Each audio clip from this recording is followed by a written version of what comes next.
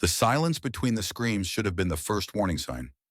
Shirley Brown stood at her cabin window, staring at the wall of white that had swallowed the world beyond her porch. The blizzard had been howling for 6 hours, but now she heard something else cutting through the wind. A sound that pulled at something deep in her chest, a whimpering so desperate it made her hands shake against the frost-covered glass. 3 years of grief had taught her to recognize the sound of something dying, and this was it. What she found in that snowdrift would haunt her for the rest of her life. The creature she mistook for an abandoned puppy would grow into something that made her question whether Mercy was ever truly innocent. But on that frozen December evening, Shirley had no idea she was about to nurture one of the mistakes that would nearly cost her everything. The bundle of black fur was barely breathing when Shirley dropped to her knees in the snow. No bigger than a loaf of bread, the creature's amber eyes were half open, its body convulsing against the -15-degree wind chill. Before we continue this chilling journey, if stories about the dark side of compassion capture your interest, I invite you to follow along. Every step takes us deeper into cautionary tales that remind us that saving something doesn't always mean it won't turn against you. Your attention is a reminder that wild instincts can never truly be tamed. Let me know in the comments where you're watching from, and don't forget to hit the subscribe button. Settle in and enjoy this story, because tomorrow I'll be sharing another beautiful one, and I wouldn't want you to miss it. Shirley had moved to this remote corner of the Canadian wilderness 18 months earlier, seeking isolation after the accident that took her husband and daughter. The therapist had given up trying to fix her survivor's guilt with medications in weekly sessions. The nightmares came every night without fail. Phantom sounds of screeching tires, the faces of the family she couldn't save haunting every waking moment. Her cabin, 40 miles from the nearest town, was supposed to be her sanctuary, a place where she could carry her grief without witnesses. The creature, if that's what it was, weighed almost nothing in her hands. Shirley tucked it inside her red winter coat, feeling the rapid heartbeat flutter against her ribs as she stumbled back through the whiteout. 20 years of living in harsh climates kicked in as she shouldered through the cabin door, grabbed towels from the bathroom, stoked the wood stove to roaring, and began the delicate work of saving a life. The ice crystals in its fur melted slowly, revealing a coat so black it seemed to drink in the firelight. As Shirley worked, gently rubbing warmth back into the tiny limbs, she noticed the paws seemed unnaturally large for such a small animal. But exhaustion and the familiar ache of needing to save something, anything, overrode the whisper of doubt. "Come on, little one," Shirley murmured, her voice cracking from isolation. She hadn't spoken to another person in 3 weeks. "Don't give up on me now." The creature stirred slightly, a low sound escaping its throat. Not quite a whimper, not quite a growl. Shirley had held her daughter as she died, and she knew the sound of something fighting to live. This tiny thing was fighting. She warmed goat's milk from her pantry, using a dropper from her first aid kit to carefully feed the animal drop by precious drop. Life seemed to return to the small body. By 3 in the morning, it was breathing steadily, curled in a nest of towels beside the wood stove. Shirley sat cross-legged on the floor, watching the rise and fall of the tiny chest. For the first time since the accident, her mind wasn't replaying the moment of impact or calculating all the ways she'd failed her family. Instead, she was completely focused on this small life she'd pulled from the storm. She named it Storm. When the creature's eyes opened fully for the first time, catching the firelight with an amber glow that seemed to burn from within, Shirley felt the smallest flutter of unease. Those eyes didn't look like a puppy's eyes. They were too focused, too aware, tracking her movements with an intensity that made her skin prickle. But she had saved it. She had done something right for once. That was her first mistake. The second was not noticing how it watched her through the night. Unblinking, patient, hungry. The third was ignoring the way it never made the sounds puppies make, never sought comfort or warmth beyond what served its survival. By the time Shirley realized what she'd truly brought into her home, Storm had already grown too large to control. And those amber eyes that had seemed so helpless in the snow now watched her with an intelligence that whispered of ancient appetites and patient, predatory waiting. The blizzard outside would eventually end. The nightmare inside her cabin was only beginning. The bleeding stopped within an hour. By midnight, Storm was standing. Shirley had seen animals recover before. Strays nursed back to health, wounded birds that flew again, but nothing like this. The gash that had painted her kitchen floor red now sat closed beneath matted fur, angry but sealed. When she checked it with trembling fingers, expecting fresh blood, she'd found only dried edges pulling together like a poorly sewn seam. "Good boy," she'd whispered, "because what else do you say to a miracle?" But Storm hadn't wagged his tail, hadn't licked her hand or whimpered gratefully. He'd simply stared at her with those pale eyes unblinking, as if cataloging every movement she made. By morning, he was hungry. The raw chicken breast she'd defrosted sat in her palm, pink and cold. She'd bought it weeks ago with vague intentions of meal prep that never materialized. Now it would serve a better purpose. Storm's nostrils flared as she approached, his body tensing with an alertness that made her pause mid-step. "Easy," she said softly. "It's okay." She set the meat in a shallow bowl and stepped back. Storm rose to his feet, smoothly, without the wobble she'd expected, and crossed the kitchen in 3 measured strides. No limping, no hesitation. He lowered his head to the bowl and began to eat. The sound was wrong, not the enthusiastic gulping of a starving dog, but something methodical, surgical, each bite deliberate, each swallow controlled. He didn't scatter food or make a mess. He consumed the chicken with the efficiency of a machine processing fuel, and when the bowl was empty, he sat back and watched her again, waiting. "Jesus, you really were starving, weren't you?" Shirley heard the false brightness in her own voice. She fetched another breast from the fridge, then another. Storm ate them all with that same eerie precision, never breaking eye contact for long, never once behaving like the grateful, traumatized puppy she'd expected to save. By afternoon, she'd gone through the entire package. 6 chicken breasts, nearly 3 pounds of meat. Storm lay in the corner of the kitchen now, head resting on his paws, watching her wash the bowl. The house felt different with him in it, smaller somehow. The air is thicker. Every time she turned her back, her shoulder blades prickled with awareness, as if his gaze had physical weight. Trauma, she told herself firmly. Starvation does things to animals. He'll settle once he feels safe. But when she glanced over her shoulder, Storm's eyes tracked her movement with predatory focus. Not the look of a rescued animal seeking comfort, the look of something that had found exactly what it was looking for. Shirley stood in the kitchen threshold, one hand pressed against the wood where she'd mentally marked Storm's height 2 days ago. Her palm now hovered several inches below his shoulder. She moved her hand up, then down again, as if the gesture might correct what her eyes were telling her.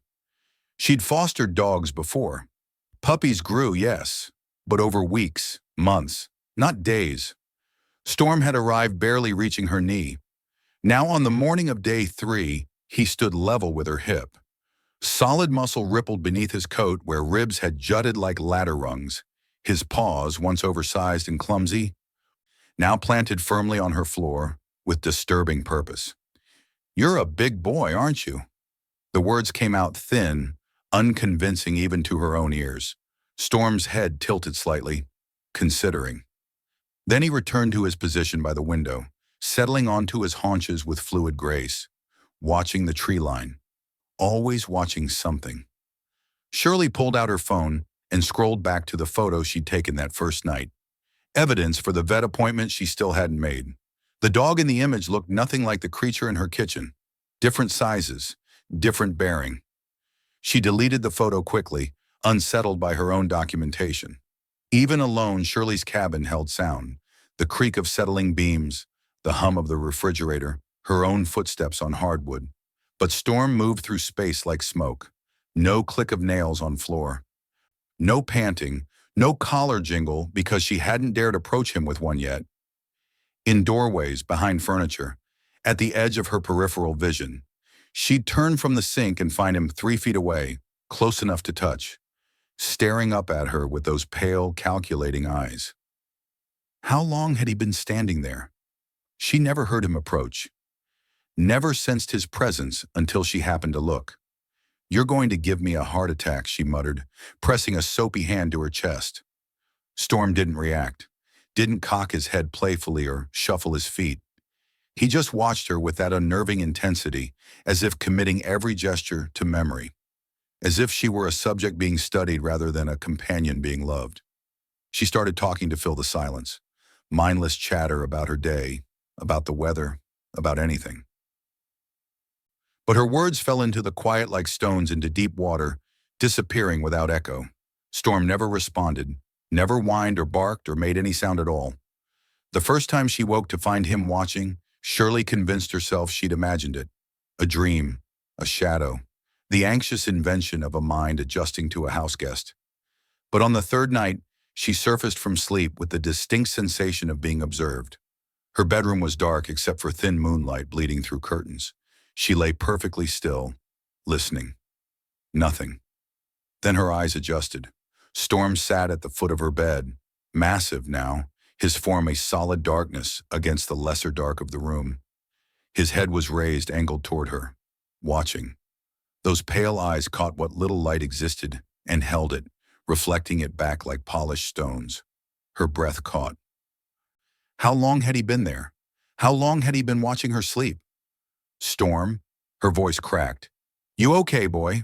He didn't move, didn't blink, just continued his silent vigil, as if her sleeping form were the most fascinating thing in the world. Shirley pulled the blanket higher, suddenly cold.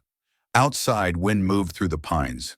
Inside, Storm sat motionless as a statue, and she couldn't shake the feeling that she was no longer the one providing shelter. She was the one being kept. Mrs. Kowalski's hands shook as she held her coffee mug, standing on Shirley's porch like she'd walked the 2 miles without quite meaning to. I know it sounds silly, the older woman said, her voice trembling. He was just a little thing. But Buttons never wandered, never. 15 years I've had him, and he never went past the garden fence. Shirley gripped her own mug tighter. When did you last see him? 3 nights ago. I let him out before bed like always. Mrs. Kowalski's eyes were red-rimmed, exhausted. Called and called. Nothing. I walked the property with a flashlight until my feet went numb. It's like he just vanished. Behind them, through the screen door, Storm rose from his spot by the fireplace. Shirley felt his presence like a change in air pressure. Mrs. Kowalski's gaze flickered past her shoulder, then quickly away. I'm sure he'll turn up, Shirley heard herself say. The lie tasted metallic. Terriers are stubborn, probably treed a squirrel and got himself lost. But Mrs. Kowalski was already backing down the porch steps, eager to leave now that she'd shared her burden. If you see him, I'll call right away. Shirley watched her neighbor disappear down the long driveway, then turned to find Storm sitting directly behind her, waiting, those pale eyes fixed on her face with what might have been curiosity or hunger. Just a coincidence, she whispered. Storm's expression didn't change. The Hendersons stopped by 2 days later. Their barn cat, a massive orange tom that had survived coyotes, fisher cats, and 2 brutal winters, had vanished from their property sometime in the night. Just gone. Nobody. No blood. No trace. Strangest thing, Jim Henderson said, scratching his beard. That cat was mean as hell. Took a chunk out of a fox once. What could take him without a sound? Shirley didn't have an answer. Didn't want one. That night she locked the dog door she'd installed days ago in a fit of optimism. Storm stood before it, massive head lowered, staring at the sealed plastic as if he could open it through focus alone. Not tonight, Shirley said firmly. You stay inside. He turned to look at her then, and something in his gaze made her breath catch. Not aggression, not anger, just a cold, patient assessment, a predator evaluating whether its cage was truly locked. She went to bed with her door closed for the first time since he'd arrived. The scratching started around midnight. Soft at first, persistent, the sound of claws on wood, testing, probing.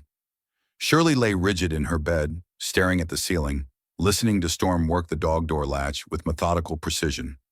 Click, scratch, click, then silence. Then the whisper of the plastic flap swinging open. She didn't get up to check. Didn't want to see the intelligence required to solve that puzzle. Didn't want to confirm what she already knew. When dawn broke, she found him on the porch, mud-caked and satisfied. Dark streaks matted his silver fur, too dark for dirt, too rust-colored to be anything but blood. He watched her approach, utterly still, as she filled a bucket with warm water. Her hands shook as she worked the rag through his coat. The water ran pink, then red, then pink again. She told herself stories, a rabbit, a deer carcass, just the wilderness being wild.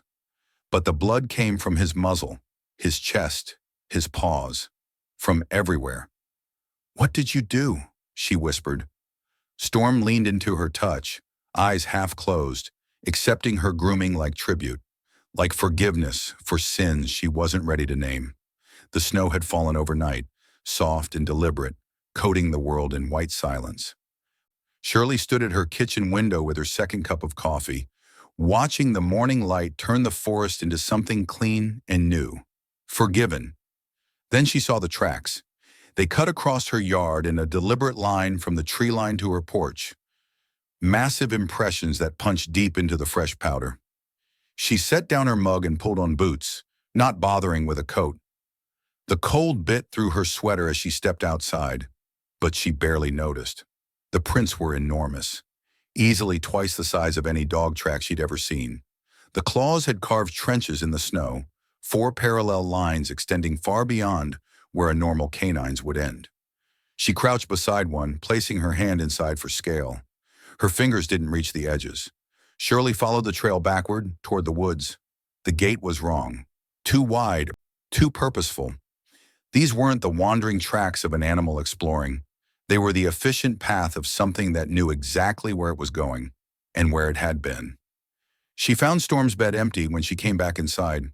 The old blankets she'd piled in the corner kicked into a nest. He was outside somewhere, probably sleeping off another night of hunting. Good. She needed to think without those eyes tracking her every movement. Shirley knelt beside the blankets, intending to wash them. They smelled rank, feral, like nothing she'd ever kept in her house before. As she gathered the fabric, something tumbled free. A scrap of red cloth, torn, fleece material, the kind used in winter dog coats. Her hands went numb. She dug deeper, pushing aside blankets with mounting dread. Her fingers found metal, small, cold. She pulled it into the light. A pet tag, bone-shaped. Engraved letters caught the morning sun. Biscuit on one side, a phone number on the other. Mrs. Kowalski's number, the one Shirley had called a dozen times over the years to check in, to chat, to maintain the thin thread of neighborly connection in their isolated corner of the woods. The tag was bent, scratched, marked with dark stains she didn't want to examine too closely. Shirley's chest tightened, her vision blurred. She'd been cleaning blood from Storm's fur. She'd been making excuses. She'd been so desperate for companionship, for purpose, that she'd willfully ignored every warning sign screaming at her to look closer. The laptop screen glowed in the dim cabin as afternoon shadows lengthened. Shirley had been searching for hours, typing variations of the same desperate questions. Abnormal dog growth, wolf-like predator North America, prehistoric canines. The answers she found made her skin crawl. Indigenous legends spoke of Amarok, the giant wolf that hunted alone, that killed only those who hunted at night. A spirit creature, a punishment. Other sources mentioned dire wolves, prehistoric predators that had stalked the Americas 10,000 years ago. Extinct. Impossible.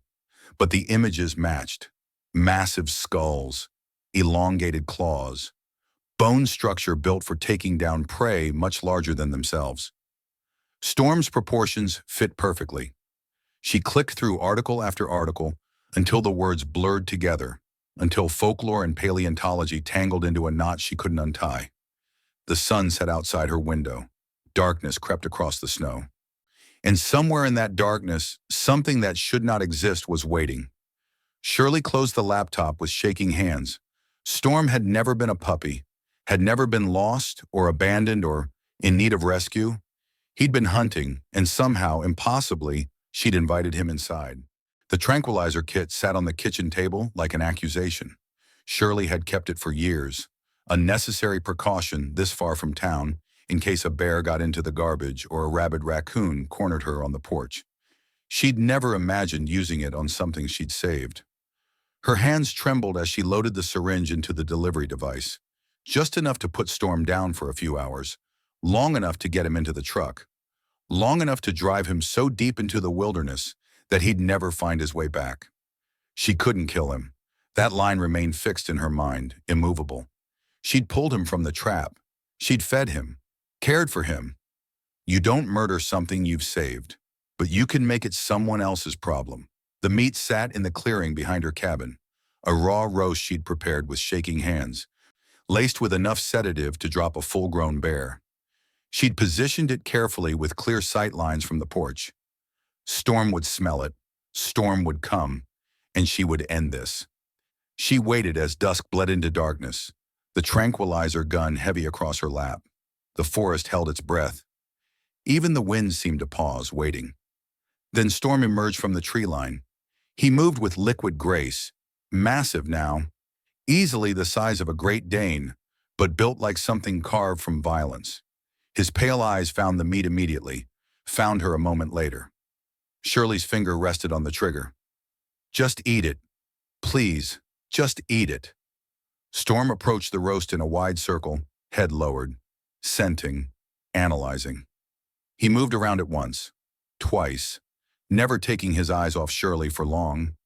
Then he stopped. His gaze locked onto hers across the distance. For 3 heartbeats, neither of them moved. Storm turned back to the meat, raised one massive paw, and crushed it into the snow. The roast flattened beneath his weight, dark juice spreading like a wound. He ground it deeper with casual, deliberate pressure, not eating, not investigating, destroying, making a point. Then he lifted his head and stared at Shirley again. The recognition in those eyes was unmistakable. Not the blank awareness of an animal, but the cold understanding of something intelligent. Something that had read her intentions as clearly as she'd read a book. I know what you tried to do. Shirley's breath caught. The gun slipped in her sweating palms. Storm took a step toward the porch, then another.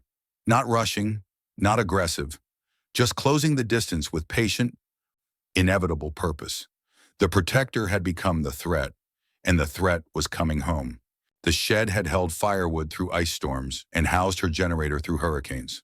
Built by the previous owner with reinforced walls and a heavy padlock, it was the strongest structure on her property besides the cabin itself. Shirley's hands shook as she scattered the trail of raw chicken leading inside. Storm followed the scent with methodical interest, his massive frame filling the doorway. For a moment, their eyes met, hers pleading, his unreadable. I'm sorry, she whispered. Then she slammed the door and threw the bolt. The lock clicked home with a sound like finality. Shirley backed away, waiting for rage, for violence, for the explosion of a trapped predator. But Storm made no sound. The silence was somehow worse. She returned to the cabin and tried to convince herself this was temporary. Just until morning. Just until she could call someone, wildlife control, a veterinarian, anyone who might have answers she couldn't face alone. But who would believe her? The sounds started just after midnight. Shirley jerked awake to the crack of splintering wood, not the quick snap of a breaking branch, but the sustained groan of timber being slowly, deliberately destroyed. She stumbled to the window, her heart a fist hammering against her ribs. The shed was moving.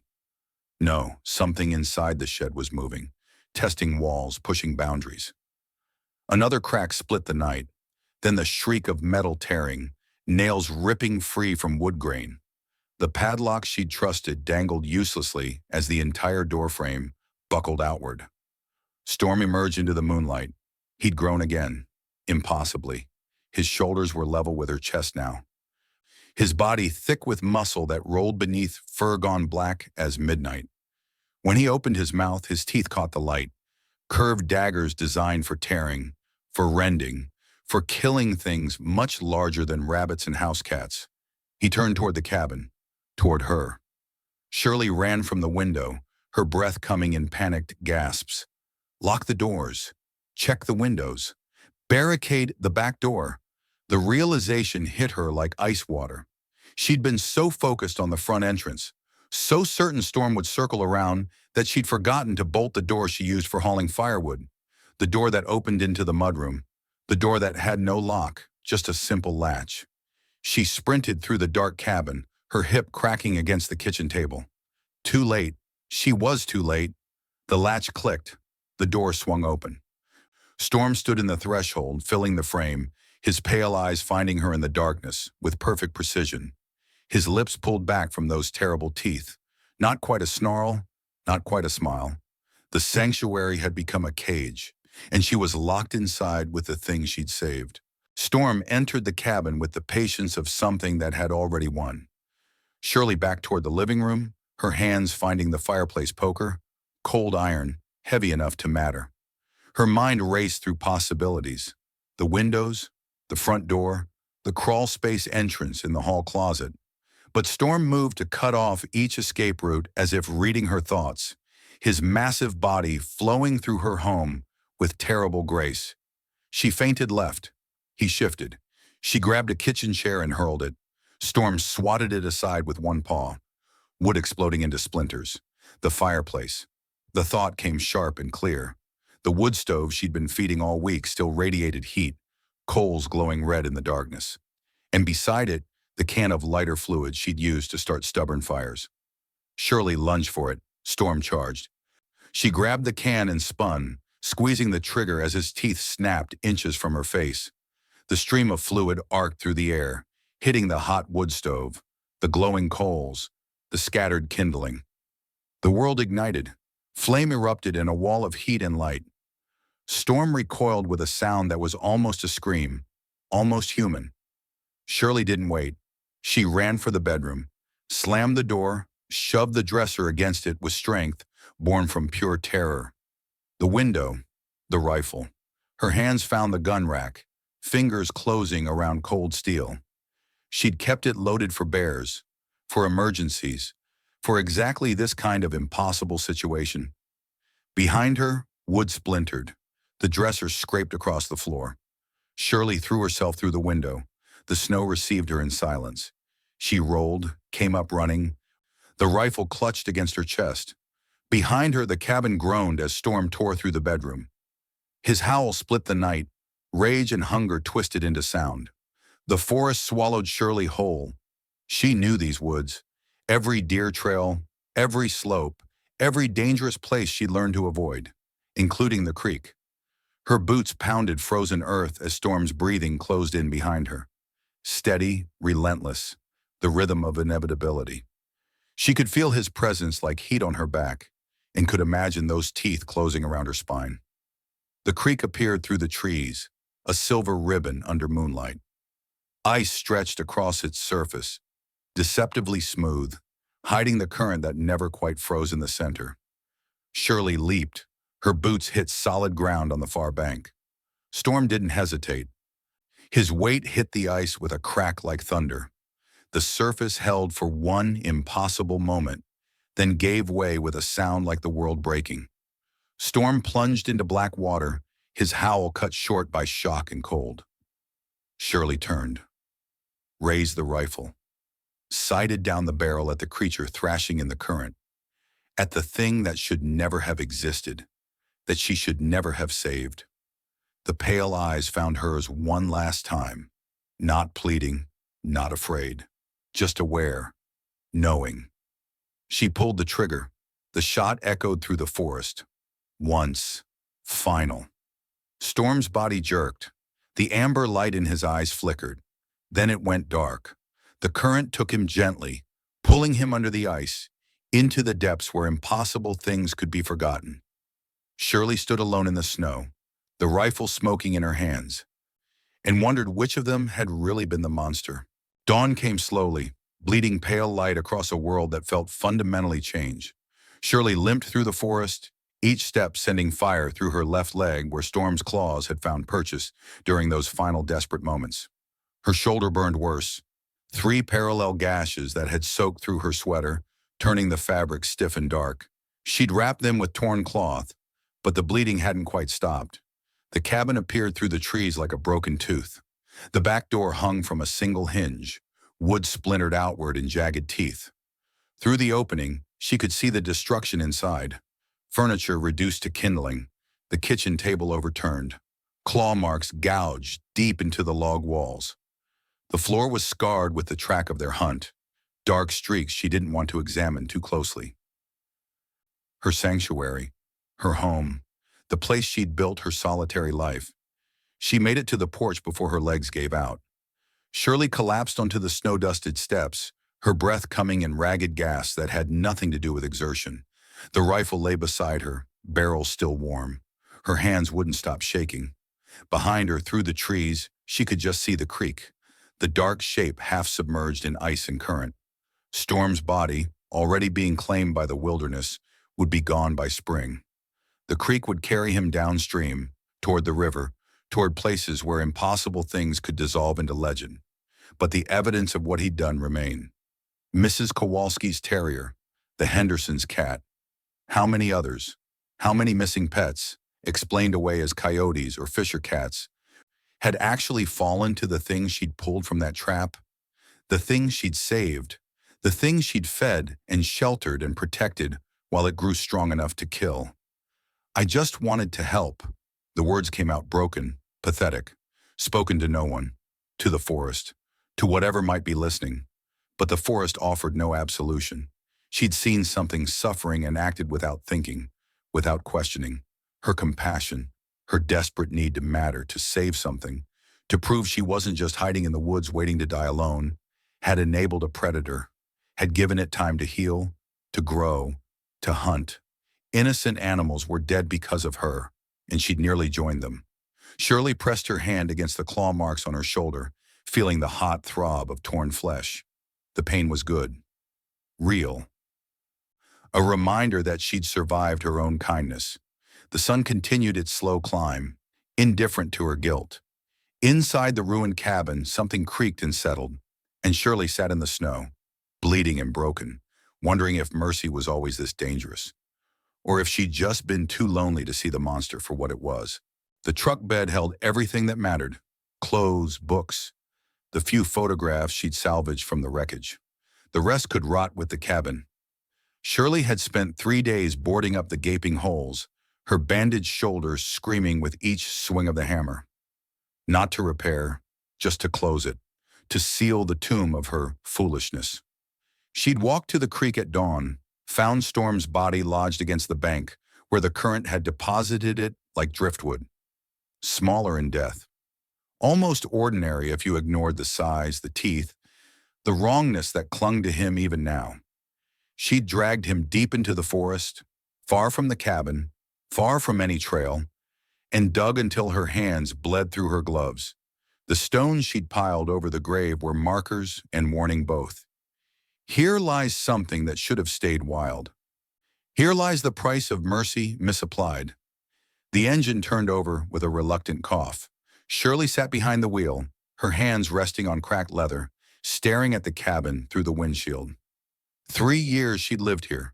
3 years of solitude and peace, of convincing herself that isolation was healing rather than hiding. She thought about the trap. That first moment of decision when she could have walked away, could have let nature take its course. Storm would have died there, painfully, slowly, but contained. The wilderness would have reclaimed him. Mrs. Kowalski's terrier would still be yapping at shadows. The Hendersons' cat would still be terrorizing their barn. But she'd seen suffering and reached for it like a drowning woman reaching for driftwood. Some things aren't meant to be saved.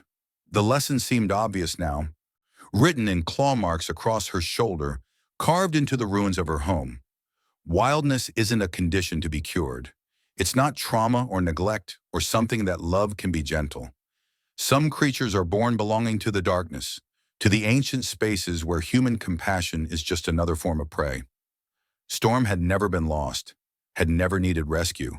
He'd simply been what he was. Shirley put the truck in gear. The cabin grew smaller in the rearview mirror, swallowed by trees that would eventually pull it down, reclaim it, erase all evidence she'd ever tried to build something safe here. But the scars remained. The ones on her skin would fade to white lines eventually. The others, the invisible ones that woke her gasping in the night, convinced she heard breathing at the foot of her bed. those would last longer. She could still see those pale eyes in the darkness, still feel the weight of being watched, studied, cataloged as a resource rather than a companion. You can't tame what was never meant to be tamed.